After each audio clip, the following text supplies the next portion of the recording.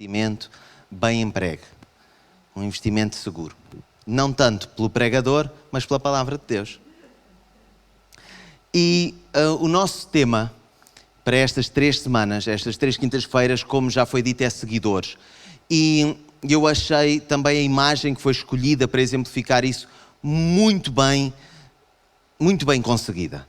Porque muitas vezes seguidores na nossa cabeça vêm andar em filinha, como nós dizemos em fila indiana, né? Uns atrás dos outros. Mas não é esse sentido que nós queríamos comunicar. Queríamos falar de sermos seguidores de Jesus. Que somos aqueles que ouvimos o segue-me que o Senhor Jesus nos lançou e tomamos um rumo completamente diferente. Mesmo sem saber o que é que ia estar para a frente, mesmo sem saber as curvas, as inclinações, a subir ou a descer. Mas nós tomamos essa decisão de seguir o Mestre. E estamos noutra rota, estamos noutro caminho. E isso agrada ao Senhor. E isso é que é ser seguidor de Jesus. Hoje em dia, por causa das redes sociais, há este termo muito em voga. É muito comum ouvir-se falar em seguidores.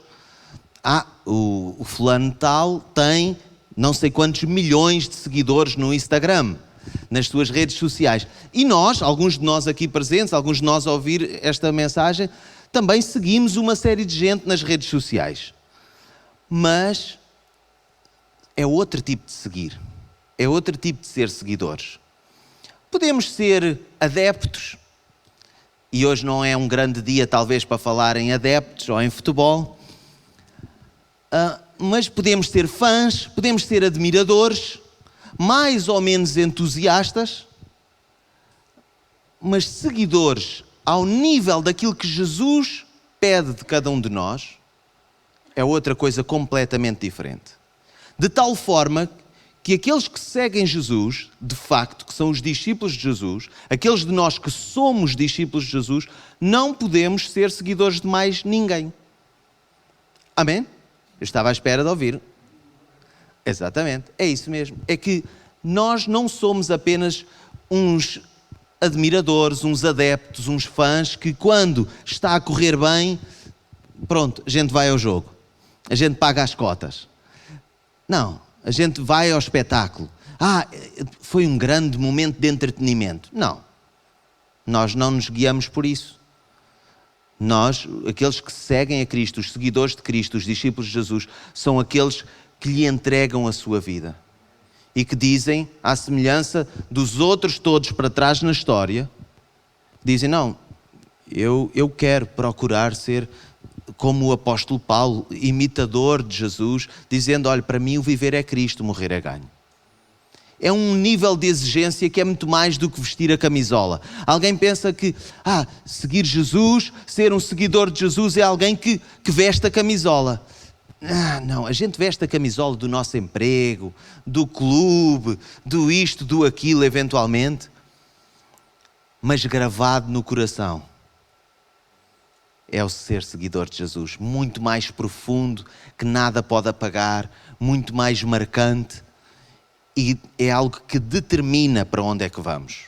Nós não sabemos tudo, aliás, às vezes não sabemos quase nada quando estamos a seguir Jesus, mas sabemos quem estamos a seguir. E por causa disso é que nós respondemos ao seu apelo. Queria começar por falar, agora que dei a introdução para as 3 semanas, sobre um exemplo de discípulos do Velho Testamento, o Antigo Testamento. Há alguns exemplos no Antigo Testamento. Eu fui, também só temos 3 semanas, fui àquele que é, para mim, o maior. Elias e Eliseu.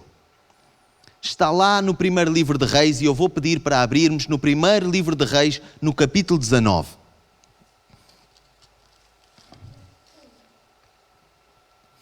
Ora, Elias era um profeta, num tempo de reis maus, digamos assim. Havia reis que governavam Israel e Judá, 2 reinos diferentes, e era um tempo difícil para os seguidores de Deus. Aqueles que seguiam de coração, como nós estamos a dizer que é ser um seguidor, que é um seguidor de verdade. Muito mais do que comparecer a determinadas horas e cumprir determinadas regras. Então vamos ver o que é que diz a palavra de Deus, 1 de Reis 19. É 19 duas vezes, não foi sem querer, foi de propósito. Capítulo 19, versículo 19 diz: Partiu, pois, Elias dali e achou Eliseu, filho de Safate, que andava lavrando com 12 juntas de bois adiante dele, estando ele com a 12ª. Chegou-se Elias a Eliseu e lançou a sua capa sobre ele. Eliseu deixou os bois, correu após Elias, mas disse-me: Deixa-me beijar a meu pai e minha mãe, e então te seguirei. E Elias respondeu: Vai, depois volta. O que é que eu te disse? Voltou, pois, de o seguir, tomou a junta de bois, matou-os com os aparelhos dos bois, cozeu a carne e a deu ao povo e comeram. Então se levantou e seguiu a Elias e o servia. Então o que é que Eliseu fez após o chamado de Elias? Seguiu. Podemos perguntar, porquê é que Elias fez esse convite a Eliseu? A resposta está na Bíblia. Está uns versículos acima. No versículo 16 diz que foi Deus que disse. Vamos ver o que é que diz. Ageu, filho de Ninsi, ungirás para ser rei sobre Israel, bem como Eliseu, filho de Safate, de Abel-Meolá, ungirás para ser profeta em teu lugar. Okay? Aquilo que acabámos de ler foi uma mensagem de Deus a Elias. Então Elias ouve a voz de Deus, vai a determinado lugar, vê o Eliseu está a trabalhar, que foi o que nós acabámos de ler, e Elias diz: segue-me. Eliseu disse: deixa-me só fazer aqui uma coisa e sigo-te. E ele: sim, senhor.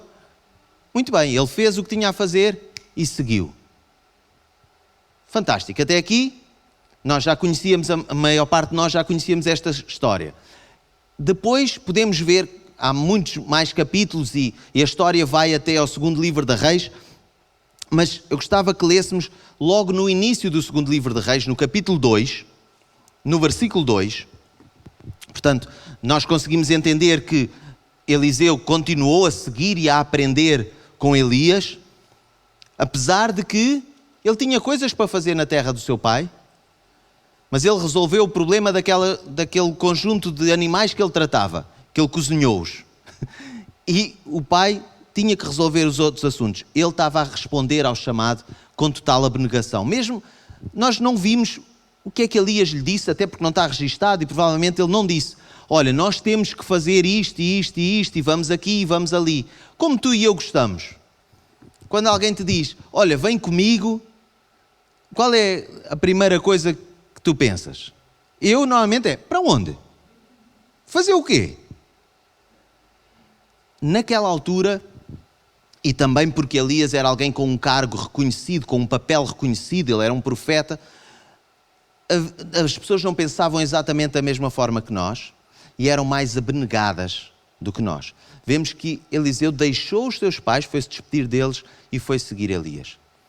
Diz aqui, a dada altura, no segundo livro de Reis, agora, capítulo 2, logo no início, no versículo 2 também, o Elias disse a Eliseu: fica aqui, porque o Senhor me envia a Betel. Eliseu, porém, disse: vive o Senhor e vive a tua alma, que eu não te deixarei. E assim foram a Betel. Até aqui. Ora, Elias vira-se para Eliseu e diz: olha, sim senhor, tu és meu discípulo, mas fica aqui que eu vou ali. E o que é que Eliseu disse? Não, senhor, eu vou contigo. Eu sou teu discípulo, onde tu fores eu vou. E lá foi ele. Outras 2 vezes, no mesmo capítulo, surge a mesma situação. E não é insubmissão ou algum tipo de rebeldia da parte de Eliseu. Era este compromisso de dizer: onde tu fores eu irei. E faz-me lembrar outra história de uma sogra e a sua nora, que onde tu fores eu irei, o teu povo será o meu povo, o teu Deus será o meu Deus. Esse é o compromisso do coração do seguidor, é: eu não te largo nem à lei da bala, nem que a voz me doa, eu vou seguir-te. E aqui o Eliseu diz, parece muito teimoso, mas há teimosia boa ou não? Chama-se persistência. Depende do ângulo com que a gente olha, não é? Perseverança, persistência. Então, é-lhe dito para ele ficar, ele disse: não, eu vou contigo. Depois o que é que acontece? Há alguma coisa incrível e que só acontece com 2 personagens em toda a Bíblia. E eu não vos vou perguntar, não vá vocês ficarem com vergonha. Mas há 2 pessoas na Bíblia que são levados para o céu e que não experimentam a morte. Um deles é Elias e o outro é Enoque. Muito bem. A Susana em altas. Enoque e Elias. Mas a história não é sobre Enoque. O Elias, a seguir, aqui no capítulo 2, ele vai ser levado para o céu por Deus num carro de fogo. É incrível. Não é o tema da mensagem, não vamos gastar muito tempo a explicar aqui estas coisas ou o porquê, e não vamos conseguir chegar a uma grande conclusão se fôssemos tentar. Mas a verdade é que Eliseu estava lá. E é antes disso que é tida uma conversa entre eles, que o que é que tu queres que eu te faça? E Eliseu disse, olha, eu quero o dobro daquilo que tu tens, eu quero ser o dobro do que tu és. E quando Elias está a ser levado ao céu, a capa dele cai, e o Eliseu o que é que faz? A mesma capa que tinha sido lançada sobre ele lá, que nós lemos em 1 de Reis 19. E ele pegou logo na capa, porque era um símbolo de autoridade. Agora ele tinha o ofício de profeta. Ele ia replicar, de certa forma, no bom sentido, imitar o seu mestre. Ele era um seguidor dele. Ora, vamos ler aqui o que é que diz. O versículo 11 diz que eles iam caminhando e conversando, mas um carro de fogo com cavalos de fogo os separou um do outro, e Elias subiu ao céu num remoinho. Vendo Eliseu, clamou, meu pai, o carro de Israel e seus cavaleiros, e não o viu mais. Pegou nas suas vestes, rasgou em duas partes, mas tomou a capa de Elias, que dele caíra, voltou e parou à beira do Jordão. Então pegou na capa de Elias, que caíra dele, feriu as águas e disse, onde está o Senhor, o Deus de Elias? Quando feriu as águas, essas se dividiram de uma à outra banda e Eliseu passou. O que é que acontece aqui? Basicamente, as águas, o rio afasta-se, o mar abre-se e ele passa em terra seca. Tal e qual como já tinha acontecido antes, e está uns capítulos antes, Elias e Eliseu também atravessaram em terra seca, mas tinha sido Eliseu, digamos, na frente, a fazer a coisa acontecer. Agora era Elias o seguidor. Há algumas coisas que eu acho que nós podemos extrair de muito importantes para nós deste exemplo de seguidores. O primeiro, aquele que eu diria o primeiro ponto, que não é necessariamente o primeiro ponto da mensagem, é que há a obediência do mestre. Começamos por aí. Neste processo de seguidores, à séria, o mestre também tem que ser alguém que ouve Deus. No caso, Elias ouviu Deus e agiu em consonância. Depois a seguir, da parte do Eliseu, o que é que ele precisou? Precisou de coragem. Sem saber para onde é que ele iria, ele disse, sim senhor, então vamos lá. Depois, o que é necessário da parte de Elias? Capacitar o rapaz. O Eliseu não estava ali apenas para ver as coisas acontecer. Estava ali para um dia ser ele a fazer o mesmo e mais. Então teve que ser treinado, teve que ser habilitado. É uma expressão que hoje se usa, que é capacitação. E isso é algo que é visível aqui, e depois no Novo Testamento, noutro exemplo que devemos dar daqui a bocadinho, também. Depois outra coisa, é que quando o mestre não está, vem a prática. Ok? Eu já vi fazer, ensinaram-me a fazer, e agora eu faço. Faz sentido? Isso é o papel do seguidor. Porque o seguidor é muito mais do que alguém que se senta numa plateia para ouvir um discurso. É muito mais do que um aluno que depois até pode vir um teste e ele escreve as respostas certas, mas pode nunca vir a aplicar aquele conhecimento. Um seguidor, neste sentido bíblico que estamos a estudar, é aquele que aprende para aplicar. Aprende e vai servir para si e para outras pessoas à sua volta. Mesmo que lhe custe e mesmo quando lhe custar, é mesmo para continuar a fazer. Porque não é para nos fazer sentir bem, é para trazer honra e glória ao Senhor, que é o mestre dos mestres. Então é por isso, e foi por isso que isto aconteceu assim. Acontece também que no primeiro século, com o grande mestre, Jesus, portanto, agora vamos avançar 9 séculos, sensivelmente. A história de Elias e Eliseu acontece sensivelmente 900 anos antes de Cristo.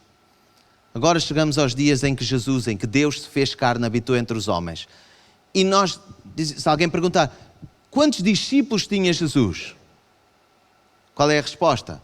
As pessoas vão dizer 12, talvez vão dizer 11, outros vão dizer muitos mais. Discípulos a sério, se calhar não eram assim tantos mais. Até porque quando ele foi crucificado estavam lá muito menos do que 12 até. Aliás, dos 12 só lá estava um a ver à distância. Agora, mas Jesus é o mestre dos mestres. Ele é o maior exemplo em termos do mestre e os seus seguidores. Jesus, no Novo Testamento, portanto, temos as 4 biografias sobre Jesus: Mateus, Marcos, Lucas e João. E Jesus diz, acredita em mim, por outras palavras, talvez 5 vezes. Mas segue-me, diz, entre 13 a 20 vezes, conforme a forma de dizer. Há quem argumente que antes do acreditar é o começo da caminhada. A pessoa não começa a caminhar porque acredita. Há quem argumente que se começa a caminhar e depois se começa a acreditar. É um argumento que eu vou deixar para vocês explorarem mais tarde, mas quando nós vamos olhar para o Novo Testamento, por exemplo, em Mateus 4, que é uma das histórias do Novo Testamento, quando Jesus chama os seus primeiros discípulos, dos 12 que nós conhecemos, ele diz, segue-me. Diz que 2 eram pescadores, os primeiros, e que estavam na pesca, largam o seu ofício, o seu sustento e seguem, sem saber o que é que ia acontecer. Uma vez mais, a mesma coisa. Jesus, ele próprio disse, quem me vê a mim vê o Pai. Não é? Portanto, ele disse, as obras que me veem fazer é porque o meu Pai me mandou fazer. Em João 12 diz isso. Fica claro, muitas passagens, especialmente em João, vários capítulos, que temos este tipo de expressões que quem vê Jesus está a ver Deus o Pai. Não há diferença. Claro que a diferença tem a ver com os atributos humanos, naturalmente. Agora, Jesus claramente que ouvia o Pai, até porque vemos que ele diz, perto das suas últimas horas, não se faça a minha vontade, mas a tua vontade. Não é o meu querer, aquilo que me apetece. Apetece-me sofrer. Apetece-me despir-me de mim mesmo. Não apetece. Mas o discípulo, o seguidor, é aquele que obedece à voz de Deus. Claro que Jesus era Deus na terra e ele obedeceu sempre ao Pai porque estavam sempre em sintonia, certo? Não houve desacordo, não havia ali tensão nenhuma como há conosco. Mas, tal qual como aconteceu entre Elias e Eliseu, nós vemos que houve a coragem para seguir, houve a capacitação dos outros. Jesus capacitou os seus discípulos. O que é que Jesus disse aos seus discípulos? Olha, coisas maiores do que estas fareis. Nós lemos que Eliseu logo de seguida, a seguir a Elias ter ido embora, ele também abriu as águas e passou em terra seca. Sabemos que, e estão nos capítulos a seguir, que ele ressuscita gente, faz multiplicar coisas. Eliseu, um grande homem. Até depois de morrer houve alguém que ressuscitou porque caiu na cova. Podem ler a ver se é verdade o que eu estou a dizer.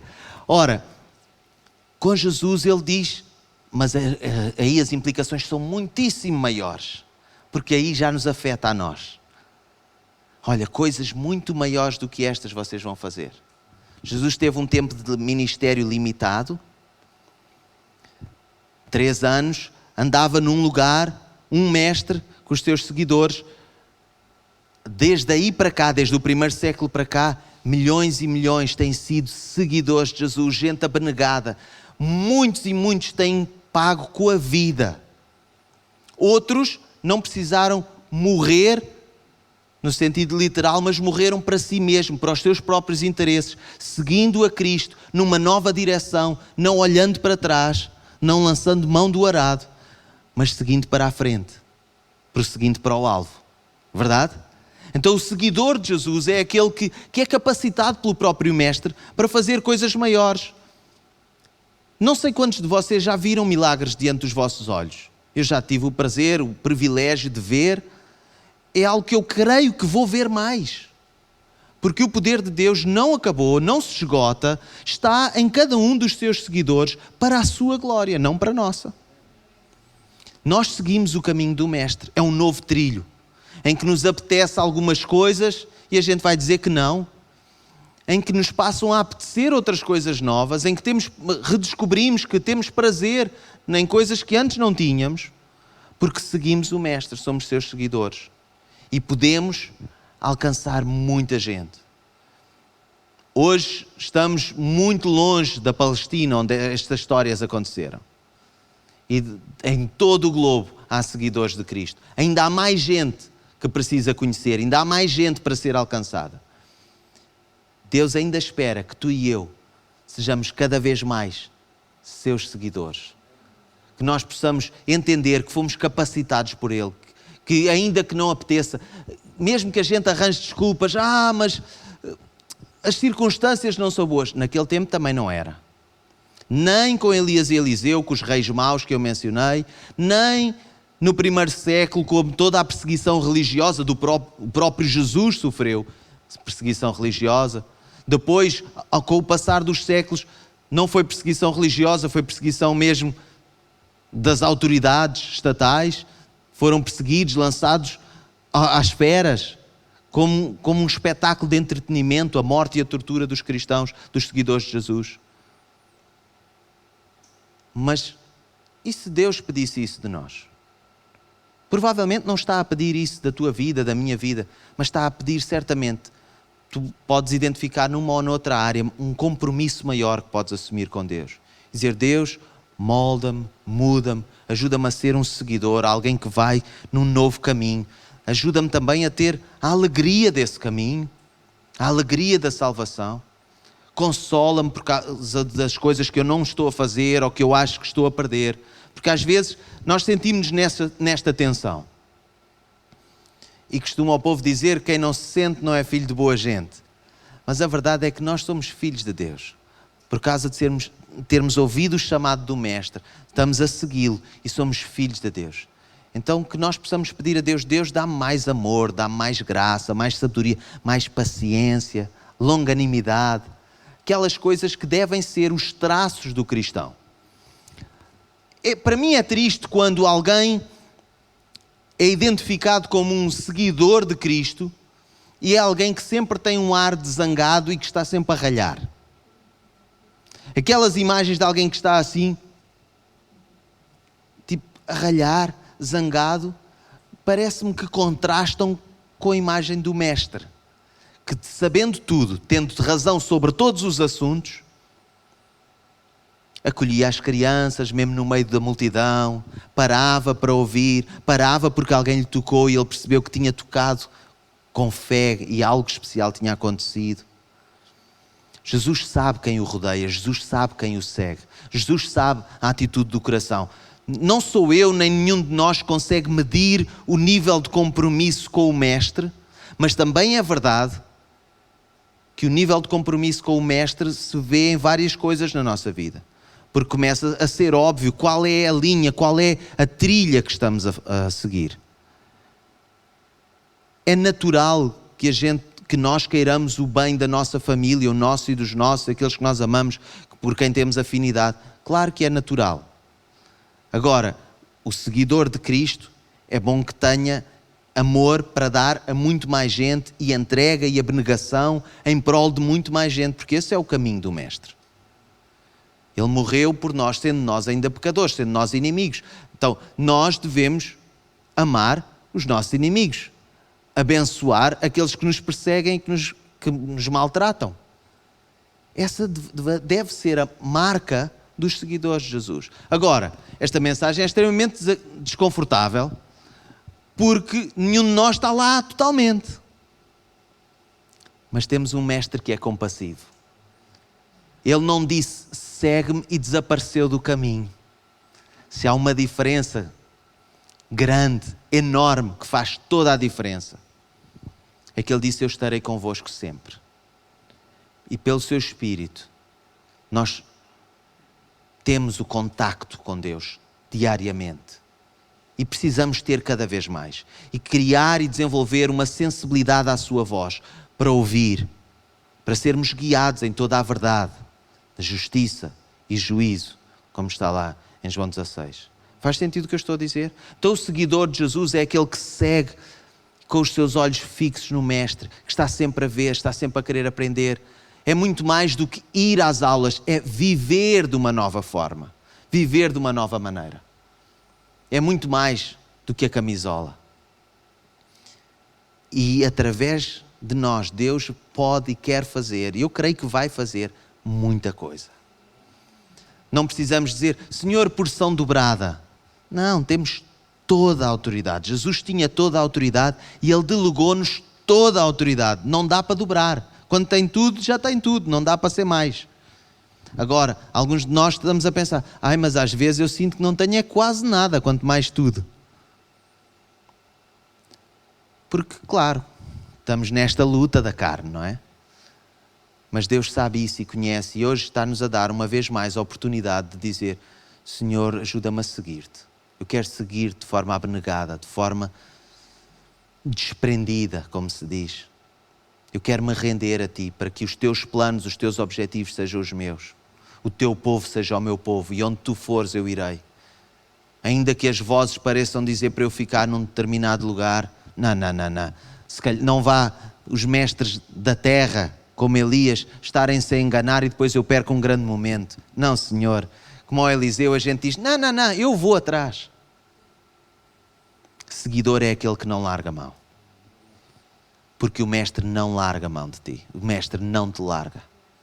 E Jesus diz isso de forma tão clara no Novo Testamento. Há tantas passagens nos Evangelhos que diz, eu não abro mão. Todo aquele que vem a mim eu não lançarei fora. Vinde a mim. Todos vós estáis cansados e oprimidos e eu vos aliviarei. É mais do que apenas seguir. A gente está com o Mestre e se estamos cansados, Ele leva a tua carga. Ele leva a tua carga. Eu reparto contigo. Agora, aquilo que tu precisas carregar para teu próprio bem. Para que dês mais fruto. Para que possas fazer mais e melhor para ti e para os outros à tua volta. Vamos orar?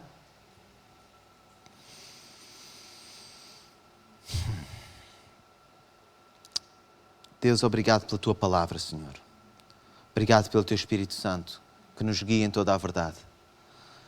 Senhor, sempre que aprendemos da Tua palavra é para pôr em prática, Deus. Por isso há sempre um desafio de entrega, de rendição. E, Senhor, que haja em nós a coragem para Te seguirmos todos os dias da nossa vida.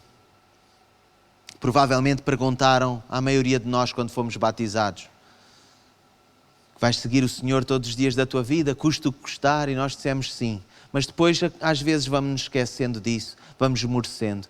Senhor, hoje renovamos o nosso compromisso de sermos seguidores a sério. Gente que não é um adepto, que não é um admirador, que não é um entusiasta, que não é um seguidor como de redes sociais, mas é um discípulo que segue o Mestre, sempre de olhos postos no Mestre, que vai no novo e vivo caminho. Deus, dá-nos essa graça, ajuda-nos a caminhar, ajuda-nos a fazer a nossa parte. Ajuda-nos, Senhor, a cumprir o plano que Tu tens para a nossa vida e a realmente abençoar as pessoas à nossa volta, fazendo discípulos de todas as tribos e nações, para a Tua glória, Senhor. No nome de Jesus. Amém. Para a semana vamos continuar, vamos falar sobre seguidores no Novo Testamento. E não digo mais para aguçar apenas o apetite, e que o Senhor nos ajude, que o Senhor te ajude a sermos um seguidor nos vales, nas subidas, nas curvas, nas retas, para a sua glória. E Ele está sempre connosco. Amém.